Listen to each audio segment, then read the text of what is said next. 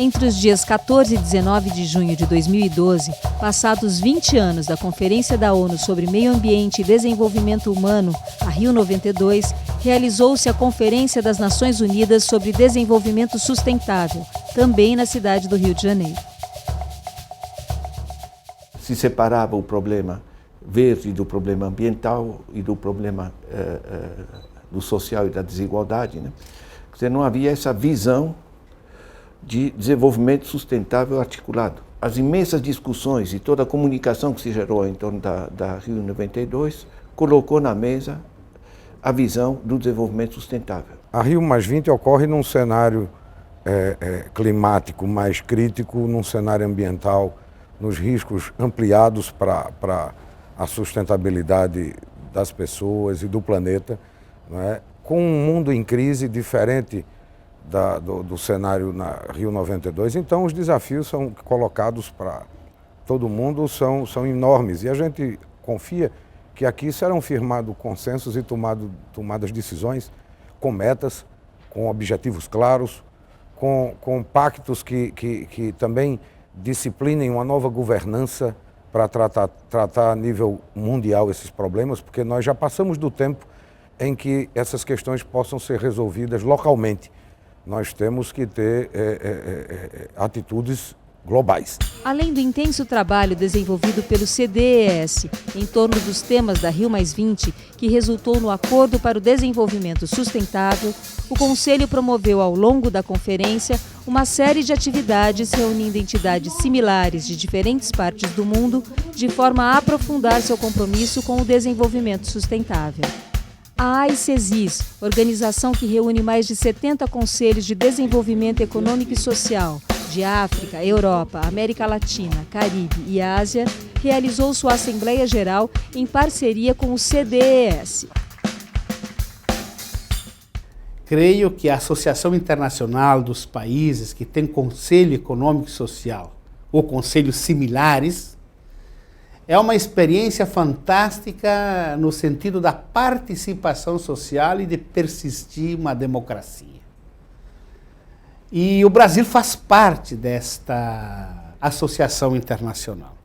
E tivemos nesta Assembleia a honra de ser acolhido mais 3 países, né, caribenhos, né, El Salvador, São Martín, Aruba.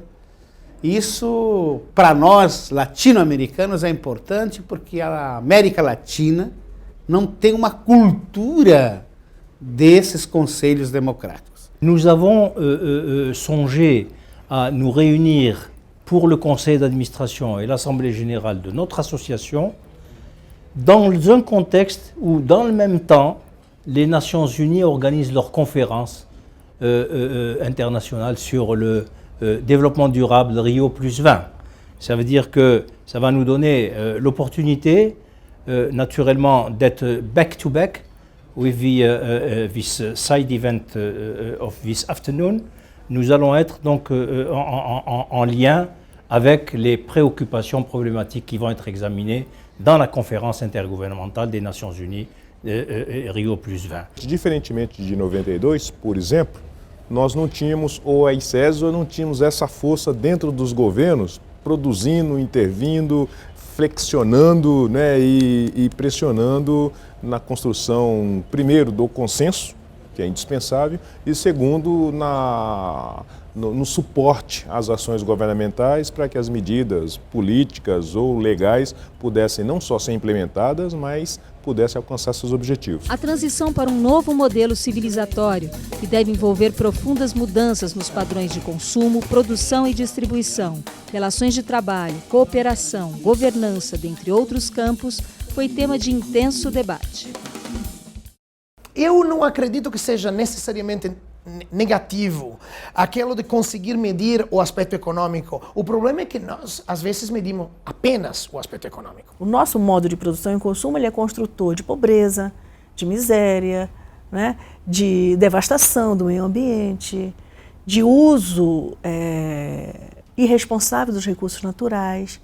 Então, o fato de que esse modo de produção ele não é mais possível, ele está dado. E como é que você muda tudo isso? né? Esse é um desafio que os governos têm de pensar, e isso vale em qualquer esfera de discussão, inclusive aqui na Rio+20, porque se fala em sustentabilidade, se fala das pessoas andarem de bicicleta, de irem para o trabalho de bicicleta. Bom, nós temos quantos milhares de trabalhadores envolvidos com o setor automotivo? O que está se pensando para que essas mudanças tragam junto uma realocação para que as pessoas possam continuar trabalhando? Como é que o ser humano como um todo, ele vai ser tratado como um ser humano, mas com a diversidade de quem tem uma redistribuição de renda, um poder per capita de compra de 50 ou 100 mil dólares por pessoa, contra quem tem de 30 ou 50 mil. E este é o grande desafio. O que eu acho que é o grande diferencial do Brasil é nós paramos de tratar a questão social como uma questão só de justiça. Passamos a tratá-la como uma questão de desenvolvimento econômico e não de desenvolvimento social. Então, o debate não é possível crescer e incluir. O debate para a gente virou incluir passou a ser um elemento da dinâmica econômica e incluir passou a ser um elemento que garante o país crescer e continuar crescendo. Trazer para o centro do debate a ideia da igualdade. A igualdade de direitos, a igualdade de oportunidade, significa desconcentrar e respeitar. Cuidar das pessoas, assegurar acesso a direitos a todos, desconcentrar propriedade, desconcentrar conhecimento, desconcentrar acesso a direitos públicos fundamentais, o que significa qualidade de vida. Respeitar a sociedade, respeitar o meio ambiente. Isso, na minha opinião, são valores que devem organizar opções estratégicas de política pública em todas as dimensões, econômica, social e ambiental. O Brasil, com a com a nova Constituição em 88, reconheceu e fortaleceu alguns direitos, reforçou alguns direitos, como direito de petição, direito de associação, as audiências públicas, a iniciativa popular. Todos esses movimentos são movimentos, junto com como o próprio Conselhão, são iniciativas que ampliaram a participação popular ou a capacidade da sociedade civil influir no processo de elaboração e definição de políticas públicas. Não é uma questão que vai ter efeito imediato, sensacional, mas vai, sem dúvida, melhorar a qualidade do debate. Todo mundo acha necessário ter uma governança mundial, mas muita gente tem dúvida se o modelo Nações Unidas é o melhor. E muita gente acha que é o melhor modelo, mas precisa ser reformado. E pouca gente acha que está bom assim. Se a sociedade civil não puder participar diretamente do processo negociador e do processo decisório, e também da implementação, é óbvio, do que for decidido no contexto global e não só internacional, a gente não vai avançar. A Rio+20 mostra que o mundo é mais do que a soma dos países. E a ONU precisa se abrir para virar uma governança realmente global, incluindo transversalmente os diferentes setores da sociedade, não só os governos. O processo de construção do Acordo para o Desenvolvimento Sustentável foi um importante exercício de participação da sociedade civil brasileira. Em parceria com a Secretaria-Geral da Presidência da República, foi realizada no dia 18 uma mesa que aprofundou o debate sobre essa participação em decisões locais e globais como fator indissociável do desenvolvimento sustentável. In principle, the civil society can do everything in terms of devising green economy policies or giving some ideas on the finding of indicators to reflect the quality of life, or into the international cooperation. Everything can be done by the civil society. The problem is that the proposal and suggestions by civil societies, how those proposals can be implemented into specific economic or social policies.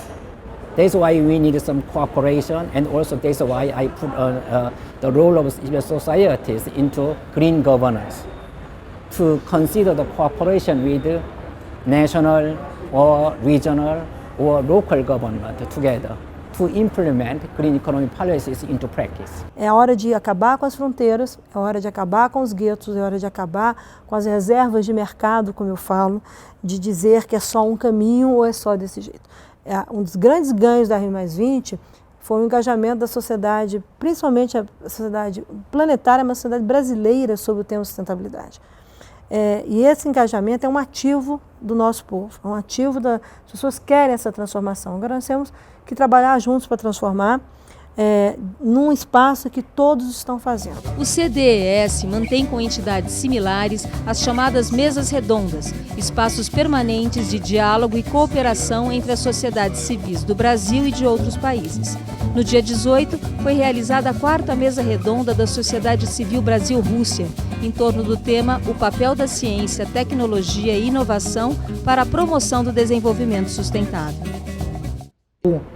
Find out equilibrium for public exploration of results of scientific innovation at one side, and at the same time we need to stimulating of investment, public investment for public and private investment for new researchers and new technology and so on. This is a long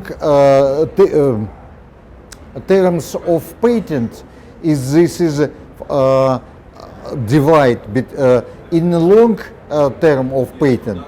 We will more private interests and in the same time stimulated private investment in scientists and the technology, but limited for public access for results of innovation. A short term of patent, this is more public access for innovation and less private investment, and we need equilibrium. It's different on different sector of economics. No dia 19 foi a vez da 6ª Mesa Redonda Brasil-União Europeia, intitulada O que está em jogo na Rio+20. First of all, I think that people meet and that we try to get to understand each other and to develop. I think it's crucial for all relations we have. But since also European Union have a long-standing history and relations with Brasilia, and we see that Brasilia plays also a very important role in your area, in your region. We are, of course, very happy to have this dialogue. And we have learned a lot in the exchange we have with the Brazilian Economic Social Council for Development. And I'm very happy to see that also this word development is added to the name, because it's also a good sign for the future. It is very important for us. Ampliando sua rede de parcerias e fortalecendo o diálogo com as que já existem, o CDES realizou uma série de reuniões de cooperação internacional. Esta troca de experiência, de realidades diferenciadas, de diversidade cultural, política, de realidades diferentes, é muito importante para o Conselho no Brasil e principalmente para a gente construir consensos com os outros conselhos, mostrando que a sociedade que está participando através de governos, trabalhadores e empresários, ou governos, movimento social, sociedade civil, está dialogando sobre a sua realidade, mas também ouvindo e aprendendo, trocando experiência com outras sociedades. Acho que dos grandes resultados da Rio+20 foi o fortalecimento da ideia de que o desenvolvimento sustentável não pode ser imposto de cima para baixo. O desenvolvimento sustentável só pega se a sociedade do país estiver convencida que esse é o caminho. E nessa linha é que esse tipo de entendimento foi muito importante, porque às vezes certos países acham que, por exemplo, no caso da União Europeia, que esse posicionamento de baixo para cima é uma coisa que ainda não chegou no mundo em desenvolvimento. E eu acho que o que o Conselho fez foi mostrar que sim, que no mundo em desenvolvimento também essa agenda foi perfeitamente percebida, com suas diferenças e circunstâncias, né? Porque a gente tem que entender as diferenças e circunstâncias de cada país, inclusive na questão com a Rússia também, todos, é um país que tem muitas especificidades, mas a realidade é que são as sociedades dos países lidando com temas que normalmente só eram lidados pelos governos dos países. Eu acho que isso é uma evolução muito positiva nas relações internacionais. Através de seus conselheiros, o CDES esteve presente em eventos realizados nos diversos espaços da Rio+20, como a Arena Social e o Parque dos Atletas, e em atividades da Conferência Oficial.